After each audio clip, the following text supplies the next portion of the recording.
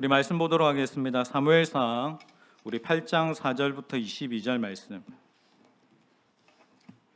우리 사무엘상 8장 4절부터 22절.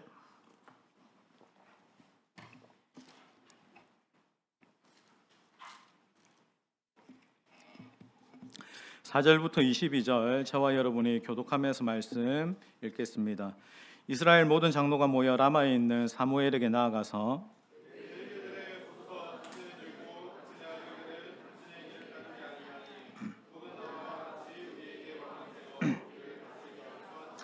우리에게 왕을 주어 우리를 다스리게 하라 했을 때에 사무엘이 그것을 기뻐하지 아니하여 여호와께 기도하며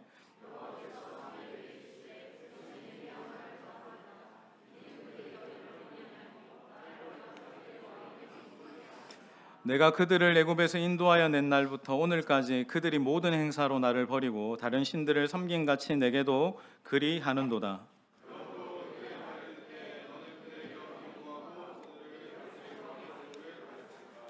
사무엘이 왕을 요구하는 백성에게 여호와의 모든 말씀을 말하여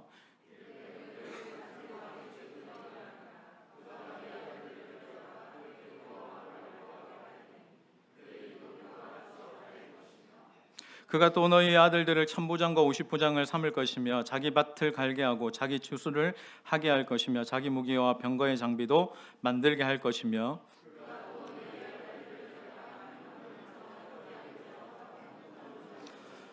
그가 또 너희의 밭과 포도원과 감람원에서 제일 좋은 것을 가져다가 자기의 신하들에게 줄 것이며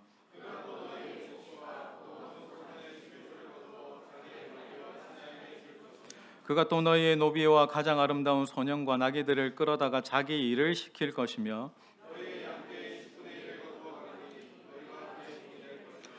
그날에 너희는 너희가 택한 왕으로 말미암아 부르짖되 그날에 여호와께서 너희에게 응답하지 아니하시리라 하니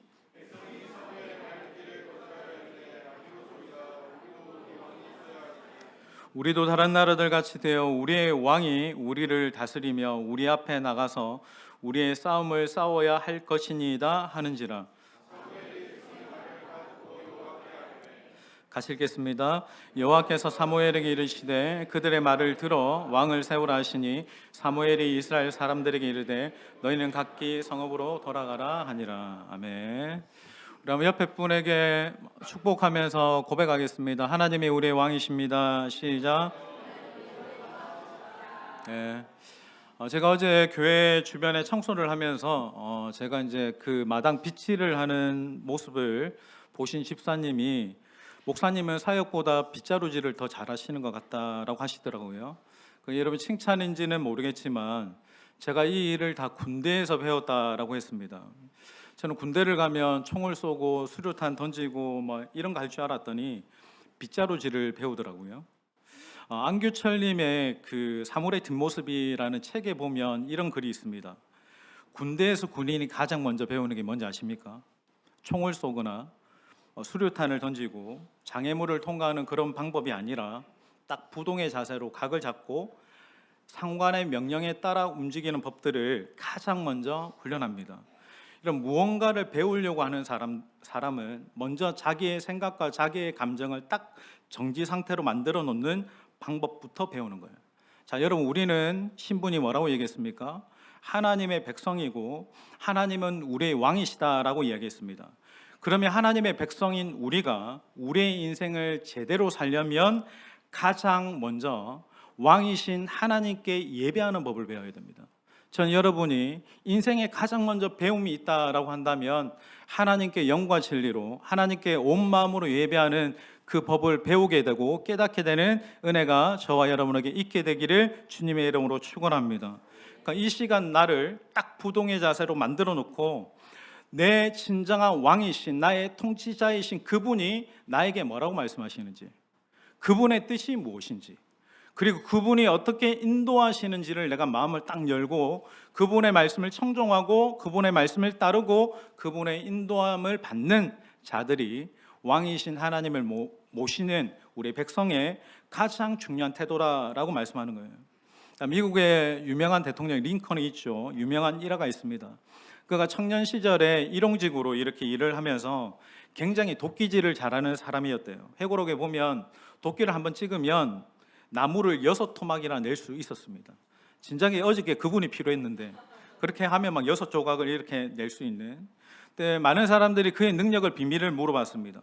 그때 그가 뭐라고 얘기했냐면 자신의 도끼날을 보이면서 이 날카롭게 잘 관리되고 다듬어진 도끼날에 이 비밀이 있다라고 얘기했어요. 그러니까 이 도끼날로 뭐 어떤 나무를 치든지 뭐 어떤 나무의 부위를 치든지 간에 그냥 다 잘려나가는 거예요. 근데 그가 이런 말을 했어요. 나에게 나무벨 6시간이 주어진다면 내가 그 중에 6시간을 얘기했어요. 그 중에 4시간을 도끼 가는 데 쓰겠다. 여러분 보세요. 예배가 길어야 1시간에서 1시간 반입니다. 근데 만약에 여러분이 우리가 온전한 예배가 없이 한 주를 그렇게 보낸다면 그것은 여러분 마치 묻어지고 녹이 쓴 도끼날을 가지고 매일 도끼질만 해대는 한 주가 되어지는 것이 아닐까라고 생각하는 거예요. 근데 만약에 여러분의 이 1시간의 예배가 내 온 영혼과 온 오감을 당해서 내 영혼의 날을 날카롭게 다듬는다면 여러분 단 한 번의 도끼질로도 6조각을 내는 그런 파격적인 승리의 삶을 살아갈 수 있게 되는 겁니다. 그래서 왕으로 모시는 하나님의 백성들에게는 그 왕에게 드리는 이 예배가 너무나 중요한 겁니다. 저는 여기 계신 여러분들 모두가 또 특히 청년들은 이 청년의 때에 내가 날카롭게 다듬어야 될 것은 예배와 묵상입니다. 예배와 묵상의 칼날을 잘 다듬어서 여러분의 인생을 만나는 모든 문제들과 시험들을 단 한 번의 도끼질로 산산조각 내버리는 그런 능력 있는 예배자의 삶을 살아가시기를 주님의 이름으로 축원합니다. 자, 오늘 말씀을 집중해서 잘 들으십시오. 오늘 말씀은 이스라엘 백성들에게 이스라엘 백성들이 사무엘에게 진정한 왕이 이 땅에 계세요. 근데 우리에게 왕을 세워달라, 인간 왕을 세워달라라고 요청하는 내용입니다. 근데 여러분 여기서 하나 주목해야 될 것은 이스라엘 민족은 다른 민족들과 달랐어요. 굉장히 독특한 민족이었습니다. 이들의 독특성은 뭐냐면 다른 나라와는 달리 이들에게는 왕이 없었어요. 당시 고대 근동 세계에는 모든 나라들이, 모든 민족들이 다 왕이 있습니다. 애굽에는 바로가 있었고 에돔 왕, 암몬 왕, 블레셋 왕이 있었고 이스라엘 주변의 모든 나라 민족들에게 왕이 있었어요. 왕이 있으니까 세금 제도가 있습니다. 근데 이스라엘에는 세금 제도가 없습니다. 굉장히 독특하죠. 왕이 없으니까 왕궁이 없습니다. 그러니까 이스라엘 사사들이 지금 이제 사무엘상 들어갈 때는 사사기가 이제 끝나는 마지막 시간인데 사사들이 어디에서 통치했냐면 늘 시간 되면 성막에서 예배드려요. 성막에서 예배드리다가 그리고 쭉 돌아다니면서 나라를 다스립니다. 우리의 말씀 볼게요. 사무엘상 7장 15절부터 17절. 자, 7장 15절부터 17절. 사무엘이 사는 날 동안에 시작. 사무엘이 사는 날 동안에 이스라엘을 다스렸으되 해마다 베델과 길갈과 미스바로 순회하여 그 모든 곳에서 이스라엘을 다스렸고 라마로 돌아왔으니 이는 거기서 자기 집이 있음이니라. 거기서도 거기에 여호와를 위하여. 그러니까 사무엘이 이스라엘을 다스리는 동안에 베델도 갔다가 미스바도 갔다가 길갈도 갔다가 두루두루 다니는데 여러분 사무엘의 특징이 있죠. 그는 항상 다니는 곳마다 뭐 했다? 여호와께 제단을 쌓고 예배했던 사람이었어요. 여러분 이스라엘의 지도자는 어떤 신분보다 그의 행위가 중요한데 그는 어디를 가든지 무엇을 하든지 하나님께 제단을 쌓고 예배했다라는 거예요. 여기서 제가 주목하는 것은 그가 제단을 쌓았다라는 한 가지와 또 한 가지의 특징은 사무엘은 그 민족, 그 백성들을 위해서 기도하기를 쉬지 않는 기도의 사람이었다라는 겁니다. 여러분 보세요. 한 가정, 한 교회, 한 민족을 다스리고 그 민족과 그 나라가 축복과 번영을 누리게 하는 통로는 이것입니다. 아무리 나라가 어렵다, 위기라고 해도 교회의 예배와 기도가 사라지지 않는 한은 그 예배를 받으시는 진정한 왕이신 하나님께서 이 나라를 지켜주실 것입니다. 여러분 우리가 지금도 이 시간 그 왕 되신 하나님을 진정으로 예배하고 기도하는 한은 하나님이 이 나라의 방패가 되어 주시고 그분이 다스리시는 거예요. 자, 여기에 이스라엘 나라의 독특성은 왕과 왕궁이 없을 뿐만 아니라 상비군도 없습니다. 그러니까 군대가 없어요. 그러니까 군대가 없으면 나라를 어떻게 지키는가? 위급한 시에 군대가 필요하면 나팔을 붑니다. 그때 그러니까 소집에 나팔을 불면 그때 군대를 모집해 가지고 그렇게 싸우는 굉장히 독특한 나라였어요.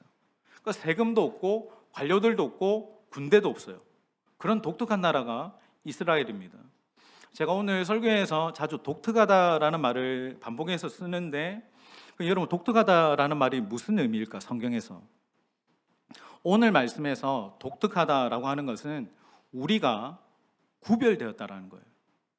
성경에는 그 구별됨이 뭐라고 이야기하냐면 거룩이라고 이야기합니다. 우선 여러분, 이스라엘은 단지 그냥 신앙적으로만 구별되고 거룩한 나라가 아니라 정치적으로, 사회적으로, 문화적으로 철저하게 구별된 나라였어요. 그러니까 세상 나라들의 통치 방식과는 완전히 다른, 전혀 구별된 다른 방식으로 통치되어지는 나라가 이스라엘 민족 백성들이었던 거예요. 그러니까 이 나라의 흥망성쇠는 뭐냐면, 무엇에 달렸냐면 전적으로 왕 대신 하나님과의 관계에 달려 있었습니다. 그러니까 하나님의 백성들이 하나님 앞에서 거룩하게 살고 그 왕을 잘 섬기면 나라가 평안하고 평화로운 거예요. 백성들이 행복한 거예요. 근데 하나님과의 관계가 깨어지기 시작하고 하나님과 멀어지기 시작하면 이방 나라들의 압박을 받습니다. 이방 민족들이 쳐들어와요. 그래서 고통을 받는 나라.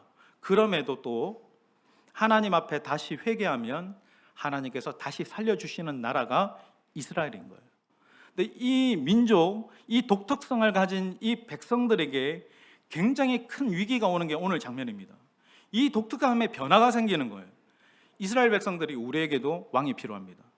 왕정 체제가 있어야 되겠다라고 지금 요구하기 시작한 장면이 오늘 장면인데, 우리 4절 5절 같이 읽습니다. 시작. 그에게 이르되, 시작. 보소서, 당신은 늙고 당신의 아들들은 모든 나라와 같이 우리에게 왕을 세워. 자, 보세요. 당신은 늙고 당신의 아들들은 당신의 행위를 따르지 아니하니, 여기까지 장로들이 이유라고 얘기하는 것처럼 보입니다. 근데 여러분, 이건 표면적인 이유입니다. 근본적인 이유는, 이들의 의도는 5절 하반절에 나와요. 여기에 보면 5절 하반절에 모든 나라와 같이에 여러분이 줄을 쳐보세요. 모든 나라와 같이, 모든 나라와 같이 우리에게 왕을 세워 우리를 다스리게 하소서라는 말이 그들의 본심입니다. 그러니까 지금까지 이스라엘은 다른 민족 나라와 다른 아주 독특하고 구별된 나라라고 이야기했죠.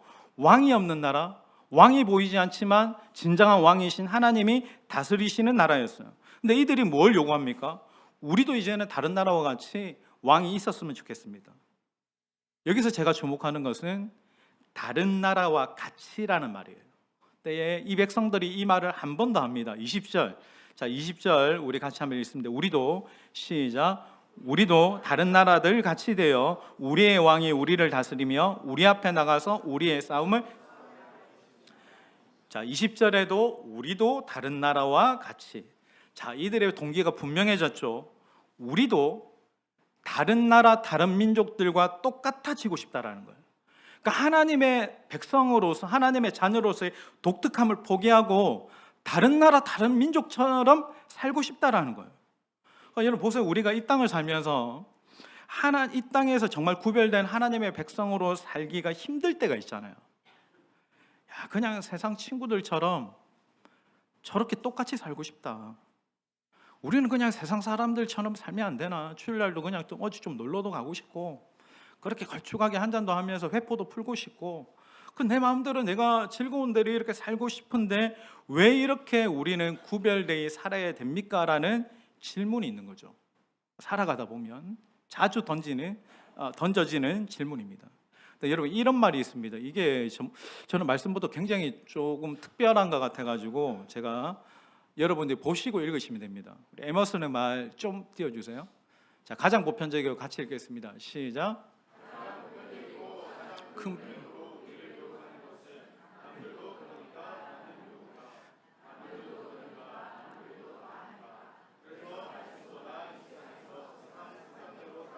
자, 여기까지. 여러분 이것을 정말 조심하셔야 됩니다. 남들도 그러니까, 남들도 다 하니까, 세상도 다 하니까 우리는 그렇게 따라가고 세상의 습관대로 살아가야 돼. 굉장히 위험한 말입니다. 고백입니다. 자, 그 다음 띄워주세요. 그 다음. 그러나 시작.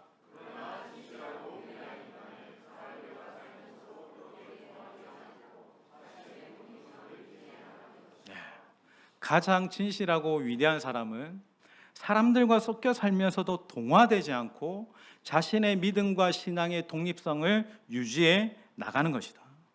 자, 다니엘과 세 친구를 보세요. 남들은 다 우상의 제물을 먹습니다. 아무 비판 없이 그렇게 본능적으로 그렇게 먹어요. 근데 이 다니엘과 세 친구들은 남들처럼 되기를 거부했다라는 거예요. 지금 거부할 상황이 아닌데, 거부할 위치도 아닌데, 포로의 신분인데, 그런데도 거부합니다. 근데 여러분, 그 구별됨이 하나님과 사람들을 나중에는 감동시키는 거예요. 그러니까 여러분, 하나님의 뜻은 분명합니다. 왕이신 하나님이 백성들에게 요구하는 한 가지는 분명합니다. 구별입니다. 거룩하라는 거예요. 다른 존재가 되라는 거예요.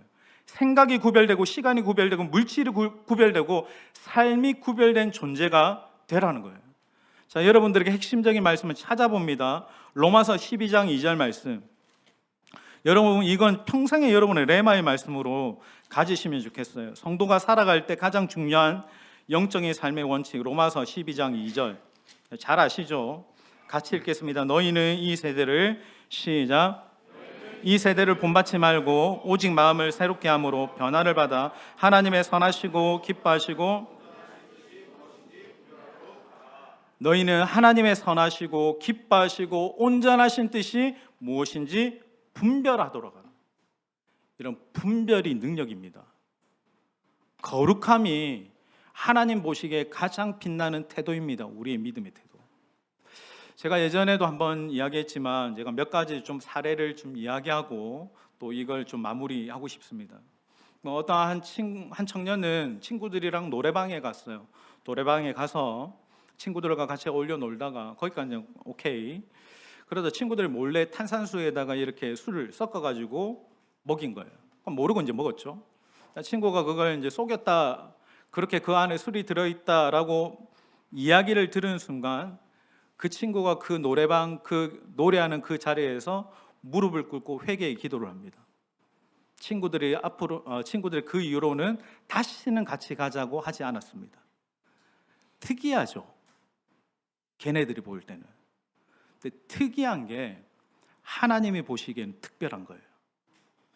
젊은 부부 중에 성경 공부할 때 그 친구가 이런 이야기를 하더라고요. 대부분 애들 키우는 젊은 부부들 중에 요즘 교회 안 다니는 부부가 거의 대부분입니다. 10 중에 9은 교회를 다니지 않는데 그 중에 하나가 유일하게 자기가 신앙생활을 하는 거예요. 한 교회 다니지 않는 젊은 부부가 물었어요. 왜 11조를 하냐고. 돈 아깝지 않냐고. 그게 나는 이해가 안 된다고. 사람들이 볼 때 저 사람이 헌금 생활하는 거 저 다 낭비 아니냐고 특이하게 보는 거예요.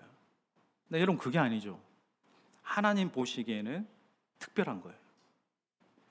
제가 최근에 보았던 책 중에 하마터면, 발음이 좀 안 되는데 하마터면 열심히 살 뻔했다 라는 제목의 책이 있습니다.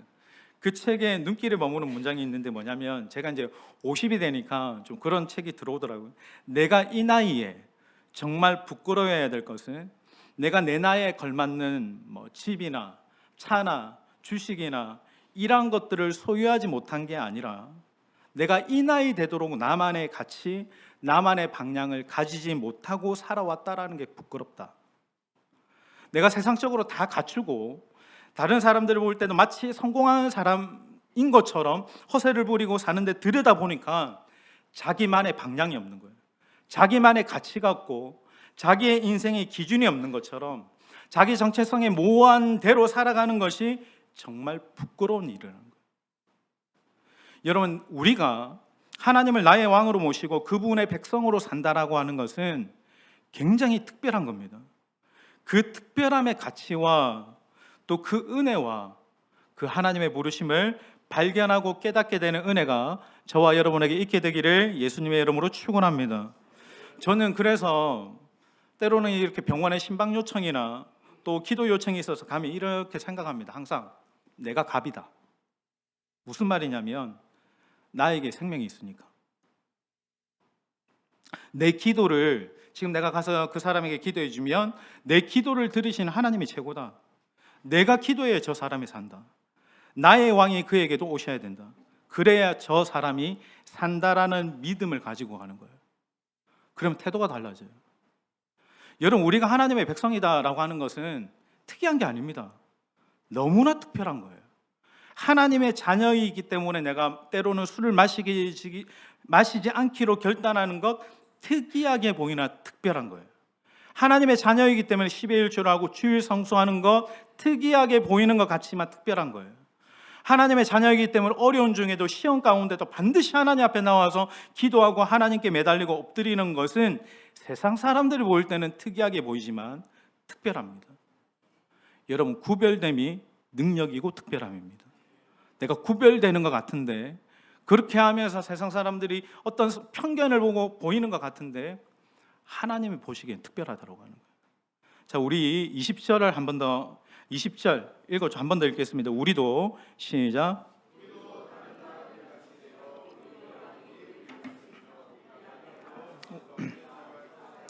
자, 여기 이 말씀에 보면 그들의 본심이 하나 더 나옵니다. 처음에는 다른 나라들과 같이 되고 싶다가 그들의 속마음이었고, 구체적으로는 우리의 왕이 우리 앞에 나가서 우리의 싸움을 싸우는 것이 부러웠다라는 거예요. 그러니까 당시에 다른 나라들이 전쟁을 어떻게 하냐면 가장 앞선의 선봉에 서서 나가서 싸우고 제일 싸움 잘하는, 제일 전략이 뛰어난 사람이 누구냐면 왕이었어요. 그러니까 그가 앞에 나가서 전쟁을 지휘하니까 전쟁에서 승리하는 것들을 이스라엘 백성들이 옆에서 이제 지켜본 거예요. 아, 저렇게 군사 전문가가 이렇게 이끌어가면 다르구나라고 하는 것을 보았다는 거예요. 근데 여러분, 이스라엘에게는 그들의 눈앞에 보이지 않지만 지휘관이 한 번도 없었던 적이 없습니다. 왜? 그들에게 보이지 않는 하나님이 지휘관이셨거든요. 근데 이 백성들이 사사시대를 지나가면서, 여러분, 사사시대가 우리가 사사기를 이제 보다가 중단을 했지만 어떤 시대냐면 이방 민족들이 지배를 받았다가 또 다시 승리하고 또 지배를 받고 고통을 받다가 다시 승리하는 이 일들이 반복되는 시대였어요. 그러니까 7번의 패턴이 이렇게 지나가면서 어떻게 그들이 결론을 내리냐면, 아, 우리가 하나님을 떠났기 때문에, 하나님과의 관계가 무너졌기 때문에 우리가 이렇게 되었구나가 아니고, 아, 우리에게 용사가 없어서, 군사 전문가가 없어서 실패하는구나라고 그들이 그렇게 생각을 내린 거예요. 여러분, 정말 이스라엘 백성들이 광야 시절에 그런 군사 전문가, 용사가 없어서 전쟁을 못했습니까? 여러분, 아말렉과 전쟁할 때 모세가 뭐 했죠? 손 들고 기도했습니다. 근데 이긴 거 아십니까? 가장 완벽하다라고 하는 철옹성 요새 여리고성 그냥 7바퀴 돌았어요. 그리고 승리했습니다. 바로 직전에 미스바에서 백성들과 사무엘이 모였을 때 대적 블레셋이 어마어마한 대군을 이끌고 쳐들어왔을 때 하나님께서 우레를 보내셔서 이겼던 경험도 있으면서도 그래도 우리에게 전쟁의 전문가가 없어서 우리는 못 이긴다, 우리는 강하지 않다라고 합니다. 여러분, 잘 들어보세요. 인생은 전쟁입니다. 다 전쟁입니다. 취업 전쟁, 공감하시죠? 대학도 진학 전쟁, 결혼도 전쟁이고 육아도 전쟁이고 다 전쟁입니다. 근데 모든 전쟁의 승리는 하나님께 달려있는 줄 믿습니다. 내가 세상의 전문가의 어떤 도움을 받지 못해가지고 내가 그 학교를 갔어야 되는데 그 학교를 가지 못해서 내가 실패했다고 생각합니다. 아니요, 절대로 속지 마세요. 인생에서 승리하는 승리의 비결은 오직 왕이신 하나님께 있습니다. 그러니까 우리는 달라요. 그러니까 세상 사람들과 다른 거예요. 우리는 특이하고 아니 특별한 존재들입니다. 우리가 왕이신 하나님께 붙어 있으면 그 왕께서 승리하게 하실 줄 믿습니다. 하나님이 우리 인생의 진정한 왕이시기 때문에 성도는 어렵고 힘들수록 어떻게 해야 되냐면 더 하나님의 깊은 통치 밑으로 들어가셔야 되는 거예요. 내가 마음이 어렵고 시험이 오고 여러 가지 문제가 생기면 스트레스를 풀고 세상 친구들처럼 나가가지고 회포를 풀고 이런 게 아니라 더 말씀의 깊은 로드십 안으로 들어가야 돼요. 더 깊은 기도를 하시고 그 통치하시는 하나님의 임재 안에 머물러야만 합니다. 그것만이 살 길입니다. 여러분, 오늘도 한 주도 그 왕이신 하나님의 통치를 구하고 하나님의 임재의 그늘 안에 머물게 되는 은혜가 저와 여러분에게 있기를 예수님의 이름으로 축원드립니다. 근데 놀라운 사실은 하나님이 그렇게 경고하세요. 우리가 이제 11절부터 18절까지는 어떤 내용이냐면 이스라엘 왕을 요구하니까 너희 왕을 요구해. 왕이 세워지면 어떤 비참함이 올지에 대해서 하나님이 계속 경고합니다. 그러니까 11절부터 19절까지 반복해서 너희의 딸들이, 너희의 아들들이 너희가 어떻게 비참하게 될지를 말씀을 하세요. 경고를 하세요. 근데도 이스라엘이 어떻게 하냐면 끝까지 우리에게 왕을 달라라고 요구합니다. 그때 하나님이 어떻게 하시냐면, 자, 22절, 자, 같이 읽습니다. 여호와께서, 시작.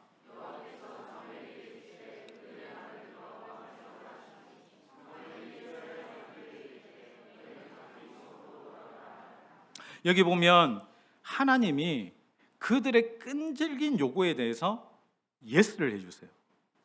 하나님이 예스 하니까 그들이 각기 성읍으로 돌아갔다고 했습니다. 여러분, 지금부터 중요합니다. 보세요. 이스라엘 백성들이 하나님께 자신들의 왕을 요구한 동기가 잘못되었죠. 그래서 하나님이 분명 경고하셨죠. 자, 몇 번이나 경고하셨습니다. 그럼에도 불구하고 이 백성들이 왕을 원합니다. 그럼 하나님이 어떻게 하시냐면 허락해 주시는 거예요. 저는 참 이게 의아한 거예요. 여러분, 우리 하나님이 어떤 분이시냐면 그 기도가 하나님의 뜻에 맞지 않고 하나님 보시기에 잘못된 것 같아도 우리가 끊임없이 끈질기게 그럼에도 불구하고 요구하잖아요. 하나님이 몇 번이나 좋지 않다라고 경고하세요.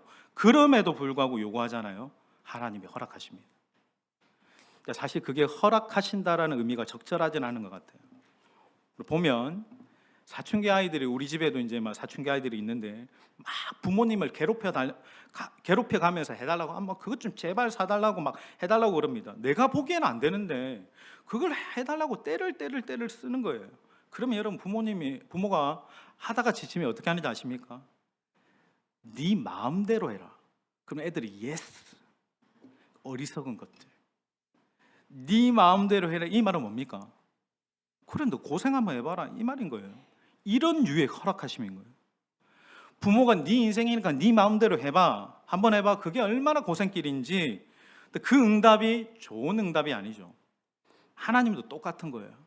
너 그렇게도 원해? 정말 그렇게 너 되기를 원해? 그럼 너 한번 해봐.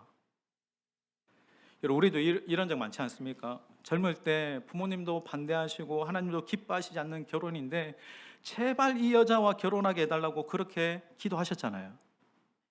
우리 남자 집사님도 안 그렇습니까? 후회 안 하십니까?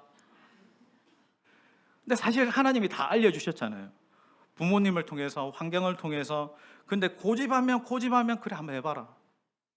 저도 25살 때 그렇게 결혼하게 해달라고 저희 부모님께 쪼르고 매달리고, 그때 응답하지 않으신 하나님을 찬양합니다. 여러분, 하나님께서 때로는 환경을 통해서, 여러 가지를 통해서 아니라고 말씀하실 때는 멈추는 것이 좋은 것이에요. 계속 기도하다가 보면, 쪼르다 보면 하나님이 들어주실 수도 있습니다. 근데 그게 두려운 거예요. 우리 시편 106편 13절에서 15절, 자, 같이 읽겠습니다. 그러나, 시작. 그의 가르침을 기다리지 아니하고 광야에서 욕심을 크게 내며 사막에서 하나님을, 15절, 그러므로 여호와께서 그들에게 주셨을지라도. 저는 15절 말씀에 이 말씀이 눈에 계속 들어왔어요. 하나님이 그들이 요구한 것을 광야 가운데 그들에게 주셨을지라도 그들의 영혼은 쇠약하게 되었다. 그들이 요구한 것은 주셨지만 오히려 그것이 그들의 영혼을 쇠약하게 하셨다. 무서운 말씀입니다. 여러분, 하나님께서 노라고 말씀하시는 것은 멈추는 것이 유익한 것입니다. 계속 요구하면 네 마음대로 해봐라, 그게 나한테 좋은지 겪어봐라 하라고 하시면 두려운 거예요.